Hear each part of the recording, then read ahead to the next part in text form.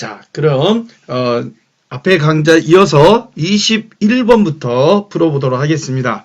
자, 보시면 21번과 22번은 같은 정예법입니다. 그래서 제가 21번을 풀어드리고 22번은 여러분들이 풀어보시기 바랍니다.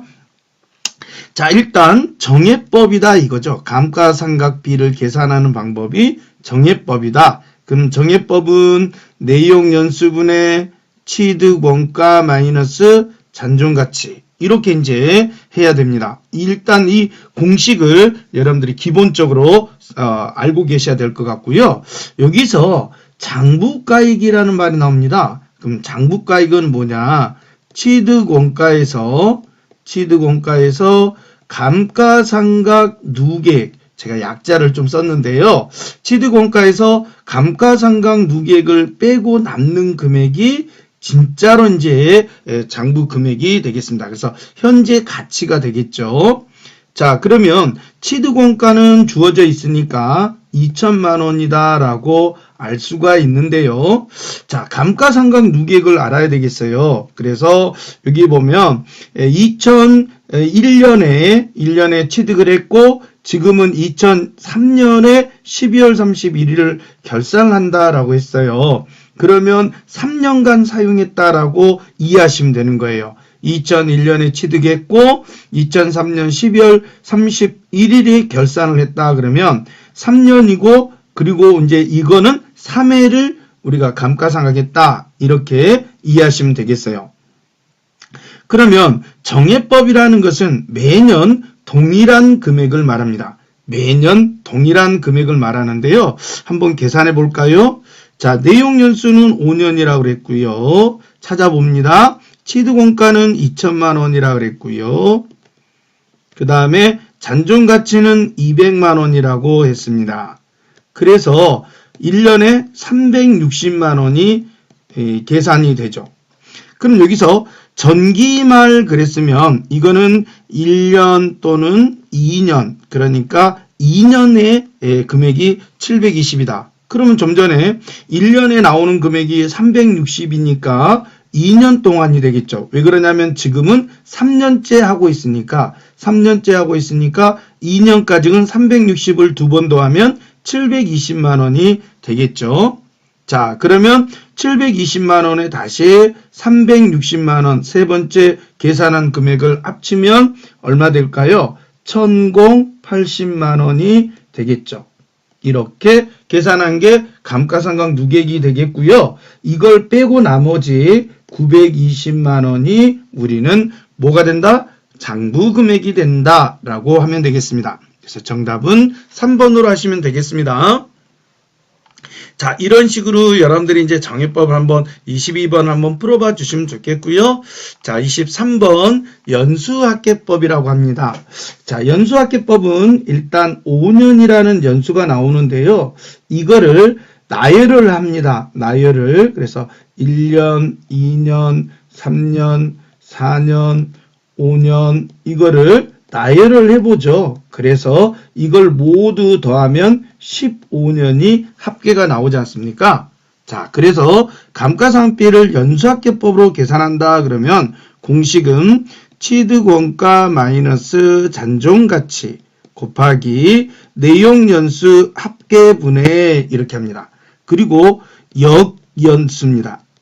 그러면 역이라는 건 반대로 이제 우리가 가는 거죠. 그러니까 자, 1년째 우리가 감가상각을 할 때는 초기에는 5년을 적어줘야 됩니다. 그래서 15분의 5가 돼야 되겠죠. 15분의 5가 돼야 되는 거고, 그 다음 2년째는 4가 돼야 됩니다. 그래서 15분의 4. 3년째는 물론 15분의 2. 2년째가 이제 15분의 4가 되겠고, 1년이 남는 게 15분의 5가 되겠습니다. 이렇게, 이게 이제 3이죠. 이게 3. 그래서 순서를 뒤에서 연수를 계산한다라고 생각하시면 돼요. 자, 그럼 대입을 해볼까요?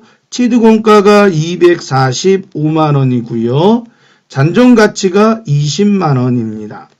그리고 15분의 그랬습니다. 그러면 2차 회계연도라고 그랬으니까 2차는 15분의 4가 돼야 되겠죠. 그러면 자, 여러분들이 계산을 해 보신다면 그 답이 얼마 나온다 이거죠? 자, 그러면 네, 감가상각비는 계산을 해보면 225만 원이죠. 자, 계산기를 한번 여러분들 빨리 한번 계산해 볼까요? 저도 한번 해볼게요. 자, 225만 원이 남았고 거기에 4를 곱하고 나누기에 15를 하면 네, 60만 원이 답이 나오네요. 그래서 60만 원이 바로 감가상각비다라고 여러분들이 이해하시면 되겠어요. 자, 그러면 이제 여러분들 24번도 여러분들 하실 수 있겠죠? 자, 여러분들이 처분하고 이익이 남았는지 손실이 남았는지는 여러분들이 계산 한번 해보시기 바랍니다. 자, 이번에는 25번을 한번 보겠습니다. 주어진 자료만으로 계산한다면 비품의 취득원가, 지금 이 물음표에 들어갈 금액이 얼마인지를 물어보고 있습니다. 그러면 지금 여기서 주어진 자료는 처분가액이 120만 원이고 유형자산 처분이익이 10만 원이 존재한다. 이렇게 돼 있어요. 자, 그러면 처분가격은 우리가 돈을 받을 거고요. 자, 그러니까 차변에 현금이 되겠죠. 현금이 120만 원을 처분가격으로 받을 거고요. 그 다음 처분이익이 발생했다 그랬으니까 이거는 이익이 발생했으므로 네, 요거는 대변에 우리가 분계를 추정해 보면 이렇게 됩니다. 대변에 유형자산 처분이익이 나오는데요. 유형자산 처분이익이 나오는데 이게 10만 원이 존재한다. 이런 얘기입니다. 그리고 비품을 팔았다라고 했으니까 비품이 이제 처분했으니까요. 여기서 처분했으니까 대변으로 자산이 감소됩니다. 그런데 얘는 모르겠다는 얘기죠. 그러나 감가상각 누계액은 항상 차변에 적어야 된다고 말씀을 제가 드렸잖아요. 감가상각 누계액은 100만 원이 있습니다. 라고 우리가 했단 말이에요. 그러면 지금 주어진 자료를 가지고 모두 계산해 보면 차변합계는 220만 원이 되는 거고 그 다음에 여기가 220만 원이 동일하게 되어야 되니까 자, 비품은 210만 원이 답이 돼야 되겠죠. 그래서 정답은 2번으로 하면 되겠습니다. 자, 우리가 무형자산을 보는데요. 무형자산의 영업권이라고 할 수 있습니다. 자, 이거는 영업권은 무형자산이고요. 그래서 무형자산은 반드시 자산으로서 식별이 가능해야 된다라고 합니다. 식별이 가능해야 된다라고 했고요. 두 번째, 기업 실체와 분리해서. 그럼 기업 실체라는 건 뭐냐면 회사입니다. 기업을 그냥 말하는 거죠. 그래서 식별할 수 없는 자산도 영업권에 포함한다? 이건 틀린 거죠. 자, 식별할 수 없는 자산은요, 절대 우리가 무형자산으로 인식을 안 합니다. 그래서 우리가 무형자산의 요건에는 세 가지가 있었죠. 식별이 가능해야 된다. 그 다음 두 번째 통제가 가능해야 된다. 그 다음 식별이 미래의 경제적 효익이 있어야 된다라고 했었잖아요. 그래서 식별할 수 없는 자산까지 우리는 자산으로 보지는 않습니다. 그래서 정답은 2번이 되겠고요. 자, 27번에 무형자산에 해당하는 거 그랬으니까 연구비 이거는 비용이 됩니다. 자, 경상개발비도 비용이 있죠. 그러면 니은과 미음 이 두 가지가 리을이죠. 니은. 그래서 정답은 4번이 되겠습니다. 자, 여기까지 우리가 유형자산과 무형자산에 대해서 살펴보았고요. 자, 지금부터는 이제 요리 같습니다. 자, 부채로 넘어가 보도록 하겠습니다. 자, 여러분들 부채는 많이 배우셨죠? 앞에서 한마디로 빚을 지는 거죠. 그러니까 사건은 과거에 일어난 거예요. 사건, 거래. 우리가 사건이라고 말을 하는 게 거래인데 거래는 과거에 일어나죠. 그리고 현재는 뭡니까? 현재나 또는 미래에 이 돈을 어떻게 해야 되죠? 갚아야 됩니다. 갚아야 된다. 이걸 갚는다라는 말을 상환해야 된다. 이렇게 얘기하죠. 그래서 과거에 내가 빚을 졌는데 이걸 현재나 미래에 갚아야 될 의무가 있는 거. 이거를 우리가 부채다라고 여기에 설명을 되어 있습니다. 그럼 이거를 1년 기준과 정상 영업 순환 기준을 기준으로 해서 1년 이하는 유동부채, 1년 이상은 비유동부채라고 여러분들이 표현하시면 되겠어요. 자, 그럼 종류가 뭐가 있는지 한번 봅시다. 유동부채 중에 우리가 가장 대표적으로 보는 게 뭐냐면 매입채무가 있어요. 그래서 매입채무는 외상매입금과 이 지급업을 외상매입금과 지급업을 포함해서 이 두 개를 포함해서 뭐라고 합니까? 매입채무라고 하지요. 그래서 이거는 모두 상거래에서 발생한 거, 상거래에서 발생한 거를 우리가 매입채무다라고 합니다. 자, 외상매입금과 지급업을 둘을 합친 걸 말합니다. 자, 그러면 상품을 외상으로 매입했다. 거래를 한번 보죠. 상품을 매입했으니까 차변에 자산의 증가로 상품 적어주시고 그 다음에 외상매입금 적는 거 아시죠? 부채의 증가. 그런데 우리는 부채니까 한마디로 부채니까 이건 언젠가는 상환을 해야 되고 갚아야 됩니다. 그래서 대변에 있던 부채 증가한 거를 차변으로 가져오는 거고요. 그리고 대변에 현금 3만원이라고 표기하시면 되겠습니다. 자, 여기도 상품을 매입하고 그러면 차변에 상품이 증가한 거고 자산이 약소금을 발행하여 지급하다 그랬으니까 대변의 지급업이 부채의 증가가 되겠습니다. 자, 기억에 이 약소금을 현금으로 지급했다. 그럼 역시 부채를 상환했다는 소리니까 차변의 지급업, 부채가 감소되고 대변의 현금이 감소됐다. 이렇게 처리하시면 되겠죠? 자, 그래서 우리가 가장 많이 우리 시험에 가장 많이 아마 여러분들이 보실 수 있는 부채가 될 것 같습니다. 자, 이 외에도 부채가 있는데요. 자, 조금 전에는 우리가 상거래에서 외상거래는 우리가 외상매입금이나 지급업을 쓴다라고 했었죠. 그런데 이런 경우 상거래가 아니면 어떻게 될까요? 상거래가 아닌 부채. 그러면 이거는 외상매입금이나 지급업 대신 미지급금이라고 표현합니다. 미지급금. 예를 들어서 비품을 외상으로 매입하다. 그럼 비품을 샀으니까 차변에는 비품이 자산의 증가가 되고 대변에는 부채가 증가했다라고 우리가 보시면 되겠죠. 또한 이 부채를 현금으로 지급했다라고 했으니까 대변에 있던 부채를 차변으로 보내서 부채가 감소하고 대변의 현금이 감소한 것처럼 처리해 주시면 되겠습니다. 자, 그 다음 여러분들 계약금 받았다는 말 들어보셨죠? 계약금. 이거를 선수금으로 합니다.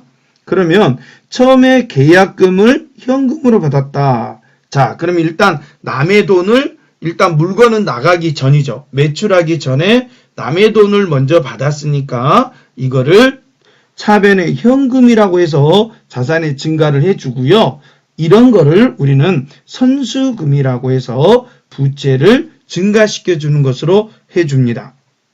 그리고 나서 실제 상품을 발송하게 되면 이렇게 계약금 대변에 있던 선수금을 차변 쪽에 가져와서 상계하고 삭제하죠. 그리고 나서 이제 매출이 일어나는 겁니다. 항상 이러한 거래로 하죠. 자, 또한 예수금도 우리 시험에 꼭 나오죠, 여러분들. 급여 줄 때 있잖아요. 자, 급여를 주면은 세금을 공제하잖아요. 급여 주고 세금을 공제합니다. 이때 급여는 비용이 발생이지만 세금을 주는 것, 원천징수세액을 주는 것은 예수금이라고 하고 부채가 증가한 걸로 봅니다. 나머지는 현금으로 지급했다. 그래서 급여를 지급하면서 세금을 공제하는 것 또는 4대 보험도 들어갑니다. 4대 보험도 예수금으로 일단은 처리가 먼저 돼야 됩니다. 그럼 이거는 왜 부채냐? 나중에 공단 같은데 뭐 국민연금관리공단, 근로복지공단, 건강보험 의료공단, 뭐 예를 들어서 세무서 이런 곳에 납부를 해야 되는 돈입니다. 이런 금액은. 그래서 이런 거는 전부 부채로 예수금으로 잡아놨다가 이걸 이제 실제로 세무서에 예를 들어서 납부했다라고 하면은 이제 납부를 했으니까 부채가 감소된 거죠. 그래서 부채 감소하고 대변에 현금 적으면 되겠습니다. 자, 그런데 우리가 이제 선수 수익과 미지급 비용을 적을 때가 있는데 이거는 12월 31일 결산 때 12월 31일 결산 때 처리하는 것을 우리가 말하는데요. 이거는 결산에만 사용합니다. 결산에만. 자, 예를 들어서 1년분 임대료를 먼저 받았다. 자, 그러면 이제 우리가 1년분 임대료를 받았다라고 하는데 단기하고 정기를 나눴을 때 차기를 나눴을 때 자, 예를 들어서 8월 1일 날 집세를 12개월치를 받았다. 한번 해보세요. 그러면 이거는 내년에 가서 7월 31일까지 기간이 되지 않겠습니까? 그러면 올해 거는 임대료가 맞습니다. 올해 거는 임대료라고 하는 거고요. 내년 거는 미리 받았으니까 이거를 선수 임대료, 즉 줄여서 선수 수익이라고 우리는 표현하는 겁니다. 그래서 미리 1년치를 받았다면 단기의 금액과 차기의 금액을 나누어서 회계 처리가 돼야 됩니다. 그래서 만약 1년분 임대료를 현금으로 받았다 이렇게 나오면요. 한 달 치면 그냥 임대료입니다. 한 달 치면 임대료인데 1년분 거를 미리 받았다라고 하면은 차변에 현금 적고 대변은 선수 수익이라고 해서 마무리를 짓는 거죠. 부채의 증가 이렇게 하고 나중에 이제 이 기간이 지나서 우리가 이제 단기간 이제 모두 결산이 끝나고 다시 이제 넘어가면 또 다시 차기가 뭐가 되는 거예요? 단기가 되는 거잖아요. 그리고 또 다음 연도에 차기가 또 생기겠죠. 그럼 이게 이제 단기로 이제 도래한 거죠. 이게 없어진 거죠. 자, 우리가 이제 해가 넘어가면 연도가 넘어가면 그러면 선수 수익이라고 적었던 거를 이제는 뭘로 바꿔야 되겠어요? 뭐 이자 수익 또는 임대료. 그러니까 여기가 이제 예를 들어서 이자 수익이나 임대료라고 적어야 되겠죠. 임대료라고 적어야 되겠죠. 그럼 여기서는 이제 지금 임대료를 계상했다라고 했으니까 이자 수익은 제가 오타다 이렇게 한번 말씀드리겠습니다. 이건 오타예요. 이자 수익이란 말을 쓰지 말고 임대료라고 여러분들이 하시면 되겠습니다. 자, 미지급 비용도 있어요. 예를 들어서 급여를 줘야 되는데 아직 지급하지 않았다. 그러면은 미지급 비용이라고 해서 2만 원을 적어주시면 되겠고요. 자, 유동성 장기부채. 이것도 이제 우리 시험에 많이 나오는데, 자, 원래는 우리가 이제 이런 거죠. 그러니까 예를 들어서 자, 유동성 장기부채 우리 시험에 많이 나오는 거니까 그러니까 이거죠. 예를 들어서 기간이 이렇게 있다고 봅시다. 자, 첫 번째 1년째, 2년째, 3년째 이런 식으로 이제 쭉 이제 나갑니다. 그런데 올해가 이제 우리가 여기가 이제 단기라고 한번 생각해 봅시다. 그럼 3년 전에 대출을 5년짜리 받았어요. 예를 들어서 4년짜리를 받았다 합시다. 예를 들어서 4년짜리를 받았다. 그러면 어떻게 되죠, 여러분들? 자, 1년 지났고 2년 지났고 3년 지났고 자, 4년째인데 어때요? 기간이 이제 1년이 안 남았잖아요. 채. 우리가 4년째니까 사실은 남은 기간이 얼마 남지가 않았죠. 즉 1년이 안 남은 거 1년 이내로 들어왔을 때는 이거를 장기차입금이라는 용어를 없애주고 유동성 장기부채라는 말로 바꿔줘야 된다 하는 거. 그러니까 기간이 모두 지나서 1년이 안 되는 부채에 대해서는 유동성 장기부채다라고 여러분들이 꼭 적어주셔야 됩니다. 요거 기억해 주세요, 여러분들. 자, 그 다음에 이제 1년 이상 지급할 것을 목적으로 우리가 퇴직금을 설정하죠. 그래서 직원들이 근무를 하면은 보통 10년, 20년 근무를 하잖아요. 그래서 장래에 지출될 게 확실하고 당해 지출이 꼭 오래 있어야 되고요. 그 다음에 합리적으로 추정할 수 있었다라고 한다면 이거를 퇴직급여 충당부채라고 해서 여러분 처리를 해주시는 걸로 해줘야 됩니다. 그래서 이 퇴직급여 충당부채는 앞에도 적어놨습니다. 비유동부채입니다. 1년 이상 걸리는 거니까 비유동부채로 처리해 주세요. 자, 그 다음에 이제 결산 시점에 우리가 실점에 그러니까 항상 12월 31일이면 퇴직금을 설정을 해 주셔야 되는 거죠. 그래서 퇴직급여 그리고 퇴직급여 충당부채라고 비용의 발생과 부채를 증가시켜 주시고요. 자, 퇴직금을 지급한다. 자, 퇴직금을 지급한다 그러면은 대변에 있던 퇴직금을 가지고 와서 처리해 주는데 만약에 현금이 나간 금액보다 작다면 추가로 퇴직급여라고 더해 주시면 되겠습니다. 자, 이번에는 가지급금과 가수금입니다. 이거는 임시 개정이기도 하는데요. 일단은 이거는 임시 개정이지만 우리가 가지금은 자산으로 보는 거고 가수금은 부채로 보는 겁니다. 임시 개정이고요. 그래서 이거는 결산 재무제표에는 절대 표시하면 안 됩니다. 결산 재무제표는 표시 금지로 되어 있습니다. 자, 그러니까 어떤 경우냐? 보통 가지금을 많이 쓰는 경우가 어떤 상황이냐면 경비를 지급할 때요. 임직원 출장 경비를 지급할 때입니다. 그럼 사례를 한번 보세요. 영업직원 마동탁에게 강주 출장을 갔다 오라고 명을 했어요. 자, 명령했다는 거죠. 자, 영업직원 마동탁 씨에게 강주를 출장 갔다 오세요라고 했어요.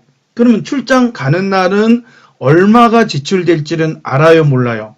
모르죠? 그쵸? 그래서 이때는 현금으로 회사가 이제 지급을 했으니까 현금은 없어지지만 차변에는 가지금이라고 한다는 것을 잊지 마세요. 출장 갈 때는 가지금.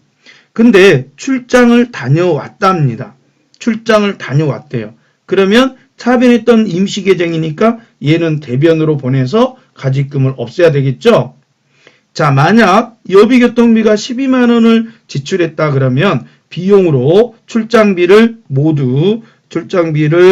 우리가 여비교통비로 돌리고요. 현금 2만 원이라고 기록하시면 되겠습니다. 자, 이번에는 가수금입니다. 자, 가수금입니다. 이거는 회사로 돈이 들어왔죠. 회사로 현금이 수입이 있었는데 내용을 알 수 없는 돈. 네, 이런 돈이죠. 그러니까 영업직원 마동탁이 내용을 알 수 없는 돈을 보통예금으로 계좌로 보내왔다는 겁니다.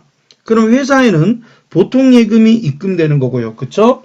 보통예금이 입금된 걸로 보고 근데 내용을 적으려고 봤더니 무엇인지를 모르겠다. 그러면 일단 가수금 해가지고 부채의 증가로 적어주세요.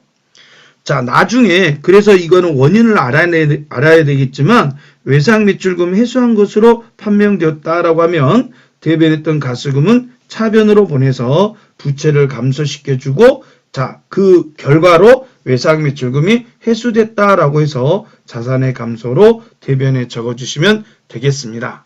자, 그래서 조금 전에 말씀드린 대로 가수금과 가지급금은 임시계정입니다. 임시계정으로서 우리가 이제 사용하고 있는데 이거는 꼭 재무상태표 또는 재무제표에는 절대로 표시하면 안 되겠습니다. 표시하면 안 되겠습니다. 그래서 표시 금지라는 걸 잊지 마시고 자, 한 번 더 얘기합니다. 자, 가지금은 출장 가는 날입니다. 출장 가는 날은 가지금 해놨다가 출장 갔다 돌아오면 정산할 때는 꼭 여비교통비라는 말로 여러분들이 교체해 줘야 된다 하는 걸 기억해 주시고요. 그 다음 가수금은 내용을 받았지만 그 돈이 정확하게 어떤 돈인지를 파악하기가 어려울 때는 가수금이라고 부채로 잡아놨다가 반드시 이것도 원인을 파악해서 여러분들이 결산 전에 없애주시면 좋겠습니다. 많이 나오니까 기억해 놓으시고요. 자, 그러면 이제 우리가 몇 가지 분개를 한번 연습해 볼까요? 자, 당사는 우리은행으로부터 현금을 차입하다 빌렸다는 거죠. 그럼 일단은 자산의 증가로 현금 2천만 원이라고 적으시고요. 자, 기간이 6개월이다 그랬으니까 1년이 안 되므로 이런 부채 계정을 쓰죠. 단기 차입금이란 말을 사용하시면 되겠습니다. 2번으로 가봅니다. 1번의 차입원금, 그럼 여기가 이제 단기 차입금 2천만 원 있는데요. 이거를 상환했다. 그럼 이거는 부채를 갚았다라는 뜻이니까 대변에 있던 걸 차변으로 가져옵니다. 그래서 차변에 단기 차입금을 적고 2천만 원을 기록해 주시고요. 차변에 이자를 우리가 줘야죠. 돈을 빌린 채무자니까, 우리가 돈을 빌린 채무자니까 비용이 발생한 280만 원을 적어주셔야 됩니다. 이거를 모두 현금으로 상환했다 그랬으니까 당연히 자산이 감소되는 걸 적어야 되겠죠. 그래서 2280만 원 기록해 주시면 되겠습니다. 자, 3번으로 가볼까요? 자, 기계장치를 구입했다고 합니다. 기계장치를 구입하였다. 그러면 차변에 기계장치 5천만 원이죠. 기계장치 5천만 원입니다. 그런데 10개월 단기 할부. 할부는 뭐예요? 외상입니다. 할부라는 것은 외상입니다. 그러면 외상매입금을 적어야 될까요? 아니면 미지급금을 적어야 될까요? 자, 위를 보는 거죠? 차변이 기계장치입니다. 그럼 기계장치는 상품이 아니죠. 그래서 이때는 미지급금이라고 5천만 원을 부채가 증가한 걸로 적어두셨다가 3번에 1번 기계대금 1회분, 그럼 1회분이니까 5천만 원 중에서 500만 원이 되겠죠. 그래서 미지급금을 부채를 감소시킵니다. 500만 원만, 그러니까 1회분이니까 10회분에서 1회분이니까 500만 원을 처리해 주시고 대변에는 보통예금이라고 해서 500만 원을 지급한 거니까 자산의 감소로 적어주세요. 자, 5번으로 갑니다. 자, 상품을 매출하기로 계약을 맺고, 그럼 이거는 아직 매출한 게 아니니까 요거는 우리가 처리하지 않습니다. 다만 80만 원을 현금으로 받아서 당좌예금하다. 그러면 우리가 최종으로 적어주는 거니까 현금으로 받았지만 당좌예금하다라는 것으로 처리해야 됩니다. 그래서 차변에는 당좌예금 해서 80만 원 적고요. 이렇게 매출하기 전에 미리 받는 것을 계약금 받았다라고 하는데요. 이거를 선수금이다라고 표현을 합니다. 자, 그럼 6번을 보시면, 자, 이거를 어떻게 했어요? 상품을 발송했어요. 그럼 상품을 발송했다는 것은 상품을 매출했다라고 합니다. 매출했다. 그래서 80만 원을 800만 원이었죠? 자, 요거는 금액을 수정하겠습니다. 앞에서 여러분들이 매출을 800을 하기로 계약을 맺었었거든요. 매출을 하기로 800을 계약을 맺은 거니까 여기서는 800만 원이 되어야겠죠. 그런데 800만 원 중에서 10% 먼저 선수금을 받은 게 있으니까 80만 원을 제외하고 나머지를 월말에 받기로 한다. 자, 월말에 받기로 한다는 건 뭐죠, 여러분들? 외상입니다. 그럼 외상에 매출이 들어갔으니까 외상 매출금이다 라고 해서 720만 원을 기록해 주시면 되겠죠. 자, 그러면 하나만 더 하고 잠깐 쉬도록 하겠습니다. 당사는 2000X1년 1월 1일에 은행으로부터 장기 차입금을 현금으로 빌렸다. 그러면 차변에 현금 1000만 원이 되는 거고요. 빌렸으니까 자산의 증가입니다. 그리고 부채가 또 증가한 거니까 장기 차입금이라고 해서 1000만 원을 기록해 주시면 되겠죠. 자, 여기까지 여러분들 함께 해보았습니다. 자, 그럼 잠깐 쉬었다가 하도록 하겠습니다.